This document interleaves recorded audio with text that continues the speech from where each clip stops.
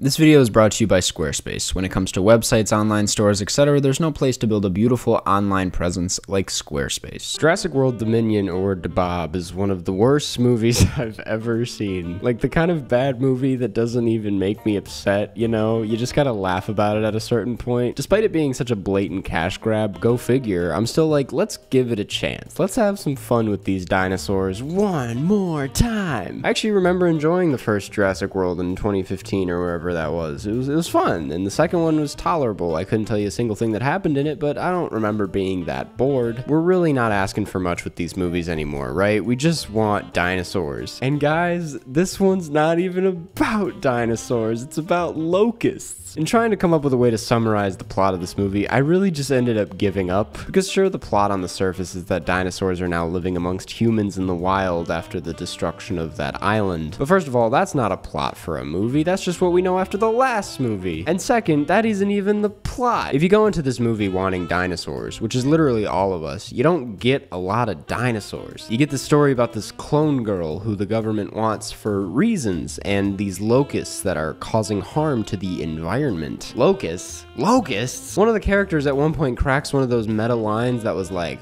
I didn't know there'd be bugs, as if bugs are more insane than dinosaurs, and this is like supposed to be this crazy surprise. But in a movie about dinosaurs, did you really think the people were itching for you to do something new? Who wanted bugs? It seems genuinely disinterested in the whole dino thing at this point, which could be because this is the billionth Jurassic Park movie, and I wouldn't put it past them if they ran out of believable stories for this idea. But I'm also like, this is the final one. You guys should be going all out. Just make the dinosaurs take over the city or something. I just think it's hilarious that the tagline for this movie is that it's this epic conclusion to the Jurassic Park universe, and then it's barely about dinosaurs. Nobody goes to these movies for the plot, yet I haven't seen a film this concerned with plot in a long time. A plot that isn't even worth putting that much time into. The whole cast seems very unexcited to be involved the entire time, but one of the only good things about this movie is probably Jeff Goldblum. Maybe I'm just not looking in the right places, but it doesn't feel like Goldblum has been the leading man in a long time, and I actually like seeing him with this much to work with. His odd delivery to even the most normal lines of dialogue is always fun to watch. It definitely makes an otherwise boring script a little bit colorful. Laura Dern is okay. She's obviously an amazing actress and has great screen presence, but again, the script is so bad that there's only so much she can do with it. Sam Neill is just sort of standing there. He comes off like the most uncool Indiana Jones I've ever seen. And Chris Pratt is so far off the deep end, I don't know where to begin. Whatever he had in 2014 that got him the kind of work that he was getting is completely gone. I don't know if it's because so many people decided they didn't like Chris Pratt anymore, but all his charisma and charm has left the building. This is the guy that's supposed to play Mario? This plank of wood? If the movie doesn't have a lot of dinos, you would at least expect them to still do something with the action sequences, and they don't really. There are moments here and there, but much like the actors, the action scenes are directed and edited in a way that feels like it's just getting the job done. The only scene that felt like it was maybe going somewhere was when Bryce Dallas Howard had to go underwater to hide from some big bird dino and its beak got really close to the surface. And that was cool because it added this extra layer of suspense to this classic dino getting really close to your face thing by making her have to hold her breath. But then they kind of just do the scene for a little bit. You never see her struggle with holding her breath for very long. She comes out of the water like nothing even happened, and it's just whatever. It's such a cool concept done so lazily. And then there's this scene near the end where someone is climbing up a ladder and a dino is chomping through the ladder's cage, and she and everyone behind her need to climb up the ladder as fast as possible or else the dino is gonna eat the people. And rather than showing everybody rushing up and barely making it out, creating some sort of suspense and tension, they have it so the dino just rips off the cage and then they go from there. They don't even really show everybody getting up, they just cut to them on the top. It doesn't make any sense. This kind of copping out can be said about pretty much every action sequence in the film, where the setup is kind of exciting but the scene doesn't really go anywhere, which is how the entire movie is. You're like, oh, dinosaurs in the real world, let me just strap in real quick, and you're like, more like tuck me in, because damn it, I'm going to bed. As I've kind of been rehashing over and over again here, the biggest flaw this movie has is that it doesn't have enough dinosaurs. They feel more like different obstacles the characters come into contact with, and like different boss battles where it's like,